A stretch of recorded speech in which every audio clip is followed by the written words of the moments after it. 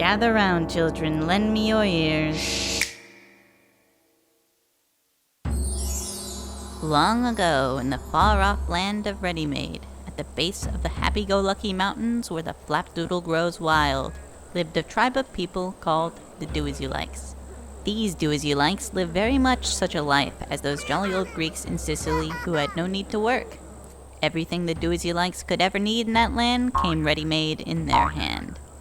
They sat under the flapdoodle trees and let the flapdoodle drop into their mouths, and the little pigs ran about, ready roasted, crying, "Come and eat me," as was their fashion in that country. The Doasyoulikes waited till the pigs ran against their mouths, and then they took a bite and were content. There were never such comfortable, easygoing, happy-go-lucky people in the world. Well, that is a jolly life. You think so? Do you see that great peaked mountain there behind, with the smoke coming out of its top? Yes. Then turn over the next 5 million years, and you'll see what happens next.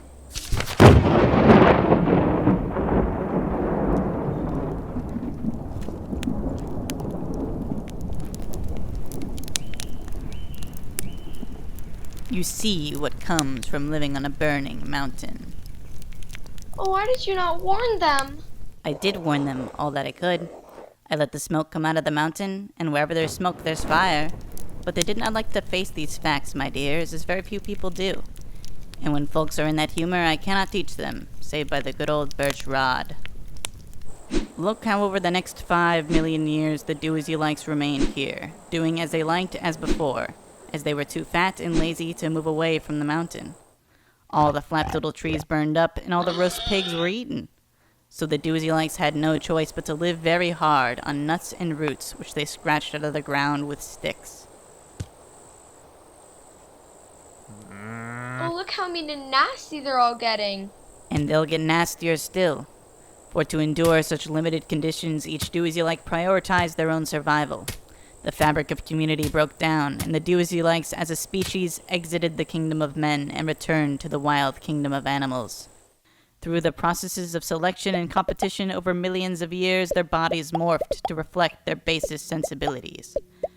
Their backs arched, their hair grew, their feet morphed into... Why, I declare they're all apes! Not apes, dear boy, but animals nonetheless.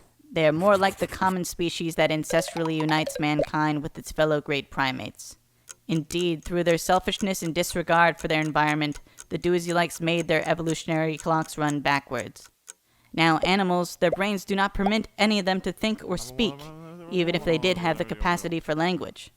I'm afraid they're all helpless creatures now, and all by doing only what they liked. By the end of the next 5 million years, the Doasyoulikes were all dead and gone, by bad food and their own selfishness. All except one tremendous old fellow who stood full 7 feet high.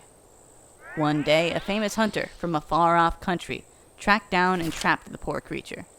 The last of the Doasyoulikes pleaded with the hunter. He remembered that his ancestors had once been men, and tried to say, "Are we not both the children of God?"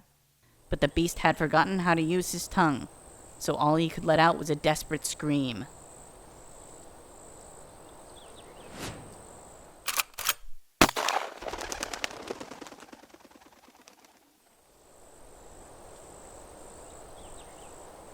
And that was the end of the great and jolly nation of the Doasyoulikes. And where are they all now? Exactly where they ought to be, my dear.